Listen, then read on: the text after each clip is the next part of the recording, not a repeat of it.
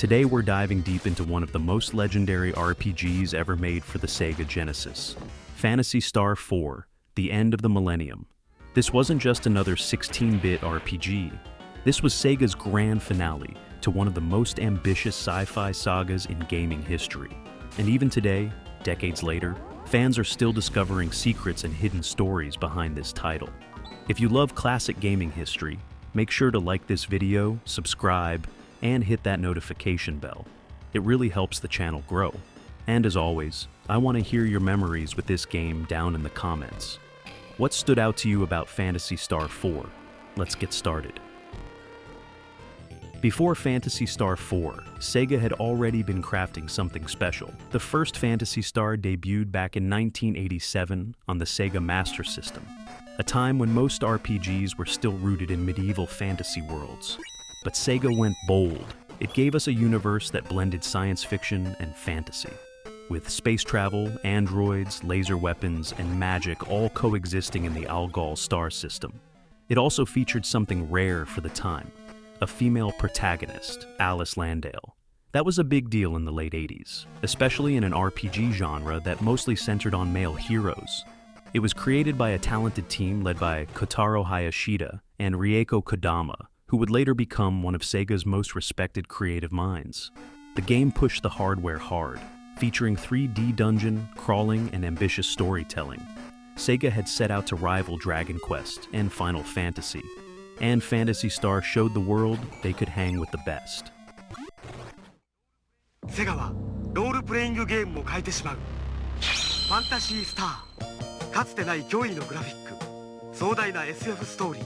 その秘密は4メガ。ファンタシースター。Fast forward to 1989, Phantasy Star II landed on the Sega Genesis. It was darker, deeper, and full of emotional weight. The story of Rolf and Ney introduced themes of ecological collapse, artificial life, and human corruption, ideas way ahead of their time. 16ビット6メガセガファンタシースター2目を見張るリアルキャラクターツインスクロールメガドライブ対応未体験ロールプレイングゲームファンタシースター2 Then came Phantasy Star III, Generations of Doom in 1990. It was ambitious, with its multi-generation system where your character's descendants carried on the story. Fans were divided. Some loved the branching storylines, others missed the tone of the earlier games. But one thing was clear, Sega wasn't afraid to experiment.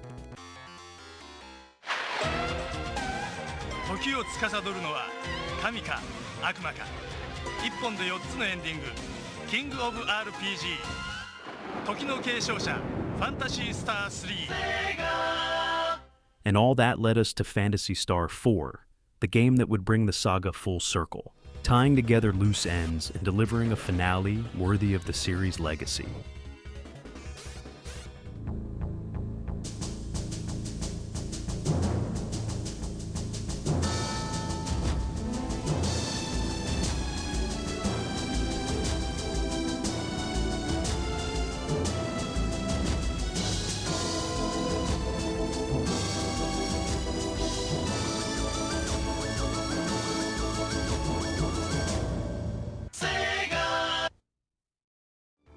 Phantasy Star IV, The End of the Millennium, released in Japan in December 1993 and made its way to North America in 1995.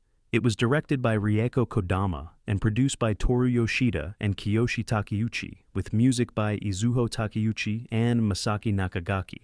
What's really interesting is that this game was originally meant to be on the Sega CD. Early in development, Sega had big plans. More voice acting, richer cutscenes, even animated sequences. But those plans were scrapped and the game was moved back to a cartridge format on the Genesis. That meant the developers had to compress their entire vision into a 24 megabit cartridge, which back then was massive, but still limited compared to what the Sega CD could do. A lot of features were trimmed during that transition. Unused dungeons, techniques, and even some special attacks. There's even a bit of trivia. The manual claims there were 15 combination attacks, but in reality, only 14 made it into the game. Fans searched for years for that mysterious missing combo. but it was just an error in translation. Rieko Kodama once said she wanted to bring back the heart of the original Phantasy Star, that sense of mystery and cosmic adventure, while giving fans a real ending to the Algol story. Sadly, Kodama passed away in 2022, but her legacy lives on through this incredible work. Now, here's a fun fact that surprises some people. Phantasy Star IV was never released on the Super Nintendo or Super Famicom. This was 100% a Sega property, exclusive to the Genesis and Mega Drive. Sega wanted their own RPG powerhouse to compete with Nintendo's lineup, titles like Final Fantasy VI,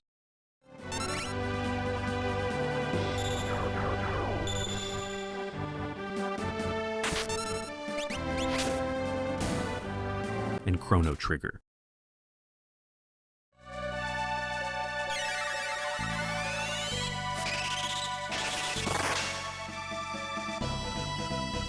There was never an arcade version either.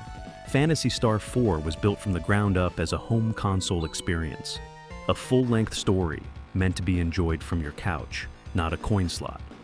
Over the years, it's been re-released on platforms like the Wii Virtual Console, the Sega Genesis collection, and modern digital bundles. So if you want to play it today, you can easily find it on most major consoles or Steam as part of Sega's classic collections.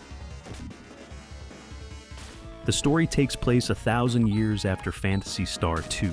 The once lush world of Motavia is dying, turning back into a desert wasteland after centuries of decay. The climate control systems that kept the planet alive are failing, and dangerous biomonsters have begun to roam the land.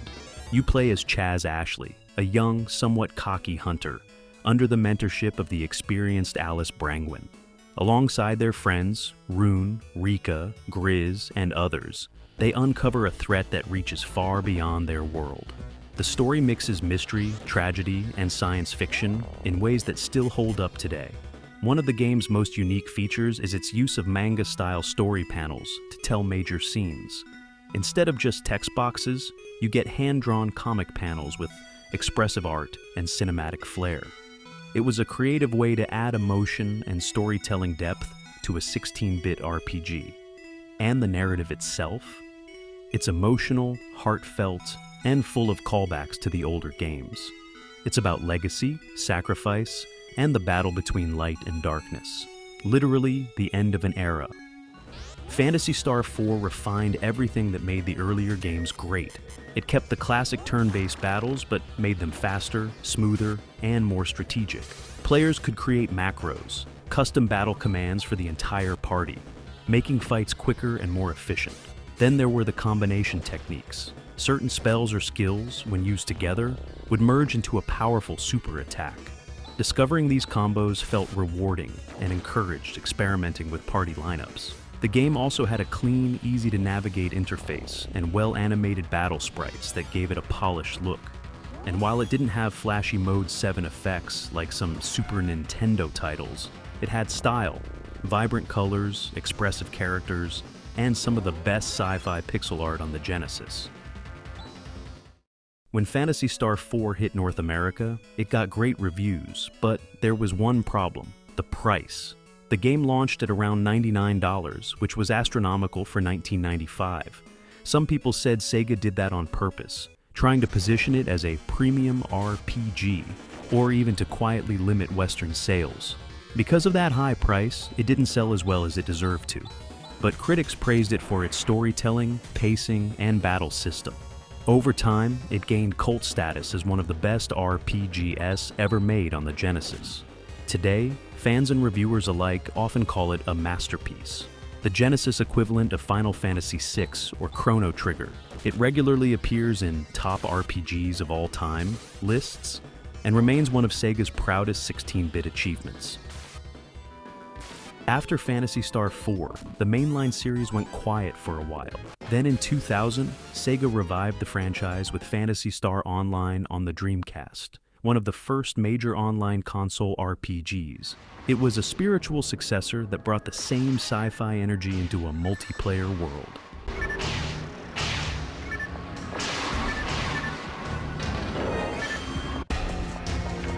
There were also spin-offs, remakes, and even Japanese manga adaptations inspired by the Phantasy Star universe.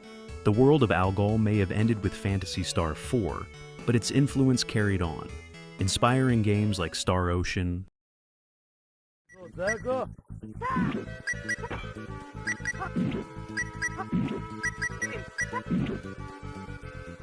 Xenogears,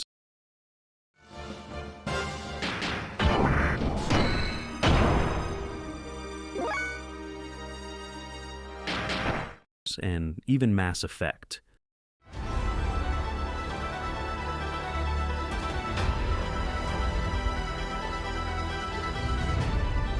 All of which mix futuristic tech with emotional storytelling.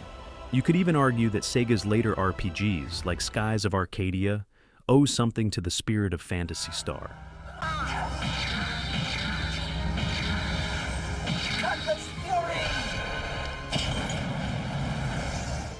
Let's talk hidden gems. Did you know Phantasy Star IV includes Easter eggs referencing other Sega franchises? In one house, you can find books mentioning Sonic the Hedgehog, Echo the Dolphin, and Golden Axe. Also, remember those missing combination attacks I mentioned earlier? They've become a long-running piece of fan folklore. Data miners have confirmed there's no secret 15th combo. The manual was just wrong. And one final fun fact, the American box art, with its iconic fantasy painting, was created by Boris Vallejo, one of the most famous fantasy illustrators of all time. That's the same artist who's done work for Tarzan, Heavy Metal Magazine, and even National Lampoon. Sega really went all out to make this game look epic. So, there you have it, the full history of Phantasy Star IV, the end of the Millennium.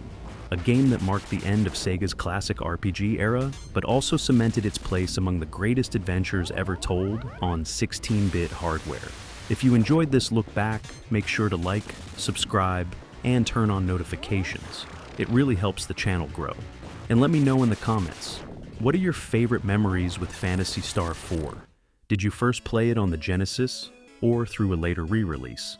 And while you're here, go ahead and click one of the videos on the screen to keep watching more retro gaming history. Or click the profile picture to subscribe if you haven't already. Thanks for watching, and I'll see you in the next video, right here on Rare Gameroom Gaming.